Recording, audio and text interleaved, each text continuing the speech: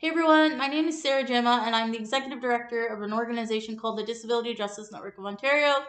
I don't really do videos, so please forgive me if this is a little bit awkward. My intention is to give a quick explainer in terms of where we're at around the medical assistance in dying conversation that has been picking up over the last 2 or 3 days so far. So we found out a couple days ago that the Special Joint Committee on Medical Assistance in Dying began meeting on the 8th, and their second meeting was today on the 13th. There's about 6 or 7 more meetings up until June 23rd, and the purpose of this committee is to discuss the sunset clause. So the fact that people with mental illnesses who are not terminally ill will be able to access assisted suicide by 2023. They're also discussing something very problematic, which is access to assisted suicide for mature minors, a category that hasn't been clearly defined yet, but which would essentially include minors who a doctor deems as mature enough to access assisted suicide. This committee will also be talking about MAiD in general and safeguards that are needed in place. We at DJ Know are the most concerned about access to MAiD for mature minors, so we applied to be a witness.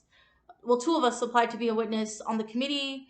Deadline to apply to do so is tomorrow, so we're hoping that we get selected. And what we want to do is shed light on the fact that expanding medical assistance in dying for mature minors, in addition to the new sunset clause, which will state in 2023 that people with mental illnesses can access assisted suicide, creates a condition where we know, on the one hand, that youth are experiencing an all-time high in so-called Canada in regard to mental illness and struggles accessing supports and therapies for mental health concerns in relation to the pandemic. And on the other side of that, creating this new legislation that would allow young people, minors with disabilities, the ability to consent to assisted suicide while also undergoing these extenuating circumstances around mental health. Um, I say this all the time, and I'll repeat it again because it's worth noting that we are for choice. We are pro choice in life and in death. But in a situation where choices are being rapidly um, underfunded around our access to healthcare, our access to assistive devices, our access to palliative care, our access to home care, at the same time as these structural decisions, these amendments to the criminal code are being made so that doctors will be protected by any means necessary for potentially coercing now young people, now minors, into ending their life on the basis of experiencing disability. That's not choice, that's coercion.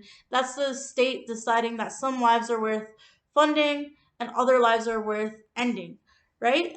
So what we're saying is that rather than putting all this effort into now expanding MAiD potentially even further to new disabled demographics, including minors, which is unprecedented in so-called Canada, that more effort be put into funding palliative care and home care and the things that people need in order to live with dignity as disabled people here in Canada. There's not, what we heard today at the committee level was that while most of the people accessing MAiD have accessed palliative care at some point, it's not clear how much palliative care they've received. Was it an hour? Was it a couple hours? Was it as much as people needed in order to be comfortable? Palliative care is extremely underfunded in Canada.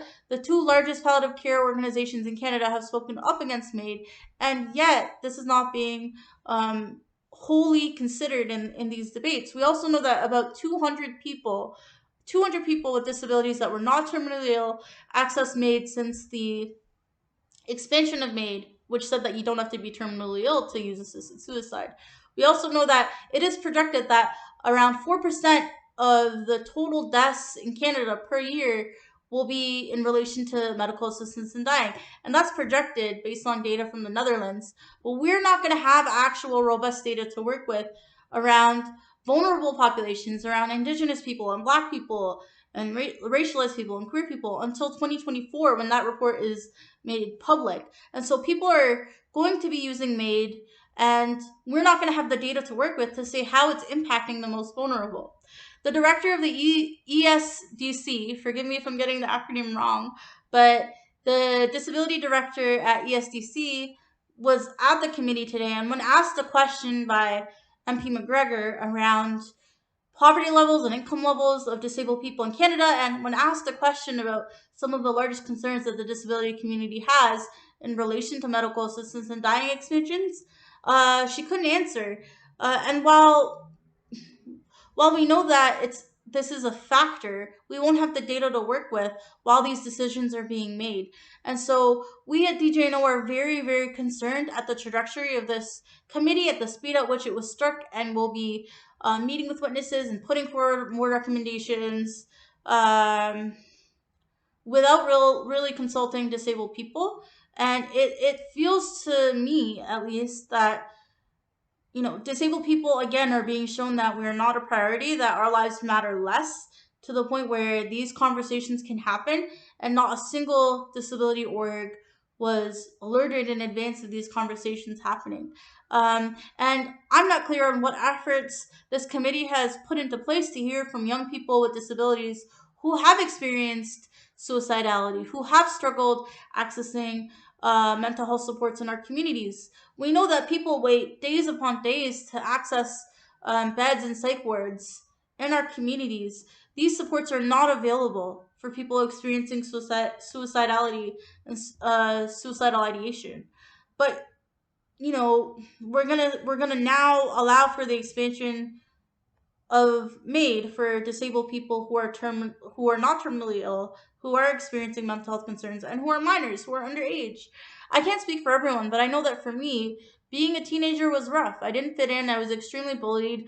My therapist told me that I was making it up, right? And so, where do you go when you're not believed, when you don't have the supports in place, and your doctor can now say, hey, have you heard about medical assistance in dying? It was brought up on the committee level too today that in Belgium, it's actually mandatory that people who are wanting to access medical assistance in dying but who are not terminally ill access and be given access to other supports first, such as, housing or food or therapy or whatever the barriers could be outside of the actual disability in and of itself.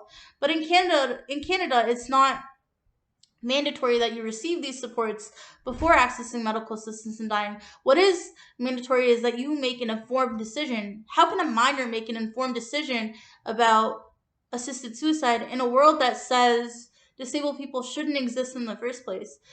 We are pro choice in life and in death, but when the government is making choices in terms of who gets to live and who gets to die, by funding one choice over the other, that's not a choice, it's coercion.